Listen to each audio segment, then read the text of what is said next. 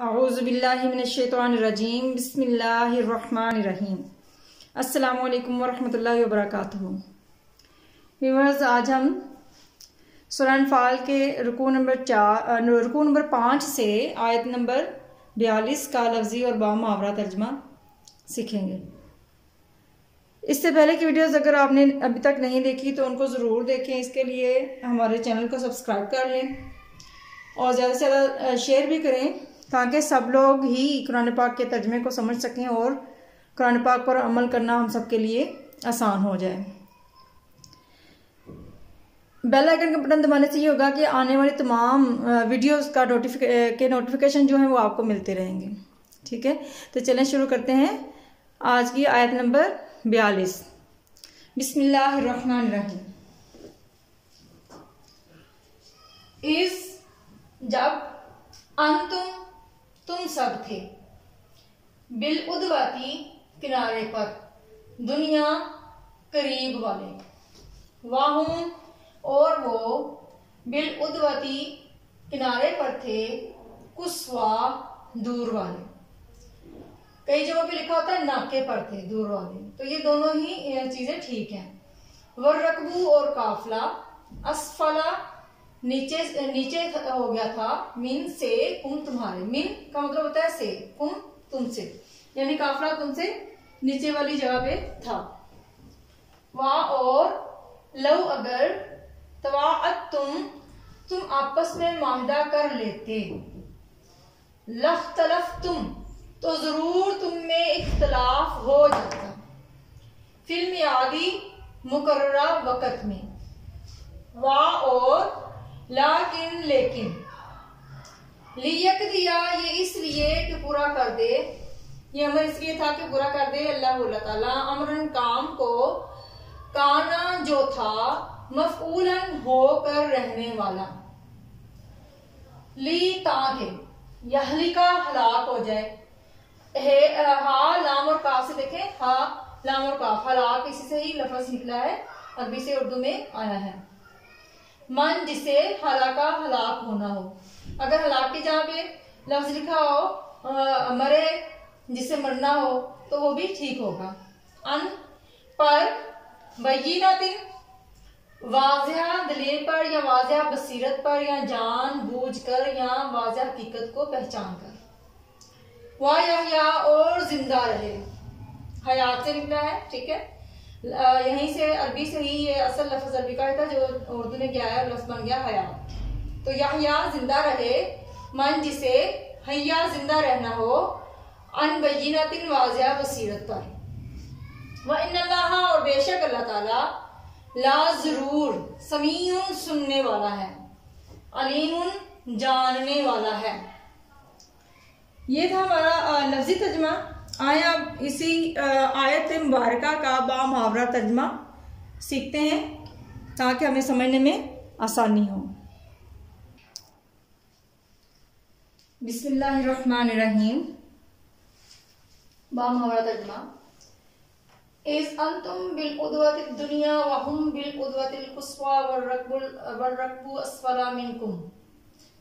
जब तुम मदीने से करीब के नाके पर थे, हमने लफ्ज़ी तर्जुमा पढ़ा किनारे पर थे, तो मैंने बताया था कि नाके और किनारे मतलब वो एक साइड पर थे और दूसरा वो जो था वो दूसरी साइड पर था।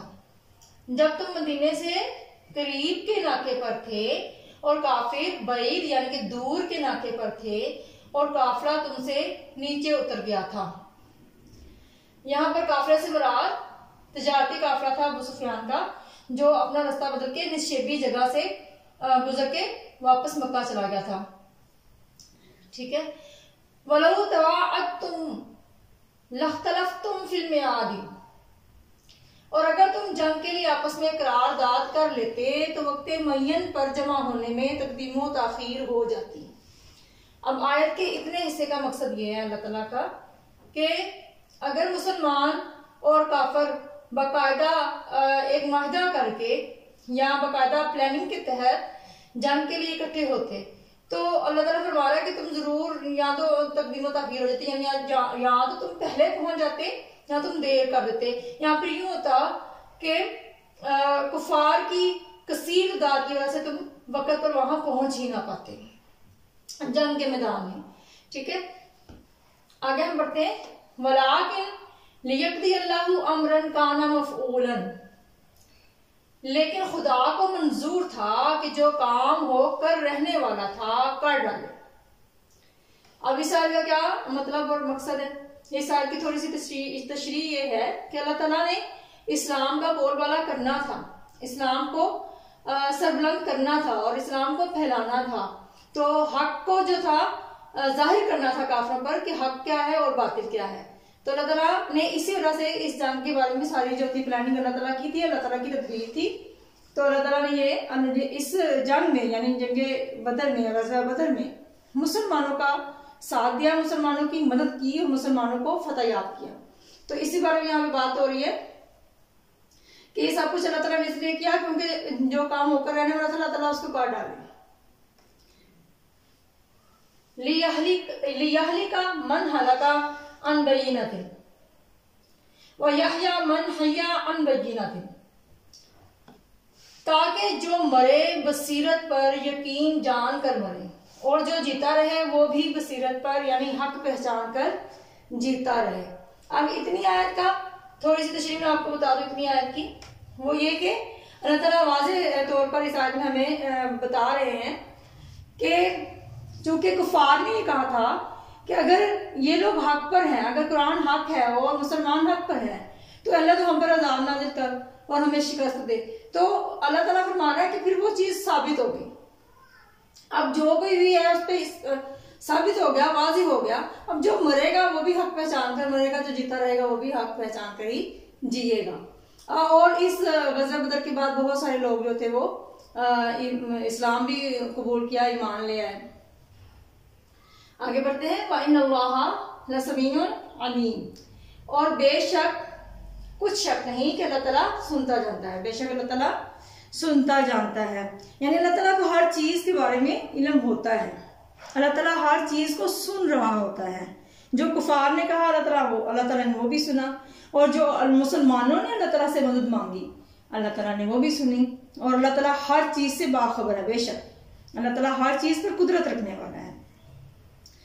तो अभी तक हमारी वही गज़वा बदर के बारे में बात हो रही है, और गज़वा बदर के वाक़यात और उस बारे में जो वहाँ पर रुनमा हुए किस तरीके से अल्लाह ताला ने मुसलमानों की मदद की, किस तरीके से कुफार ने अपने लिए अज़ाब मांगा, किस तरीके से अल्लाह ताला ने कुफार पर ये चीज़ तंबीह की कि अगर वो बाज नहीं आएंगे तो उनके साथ क्या किया जाएगा।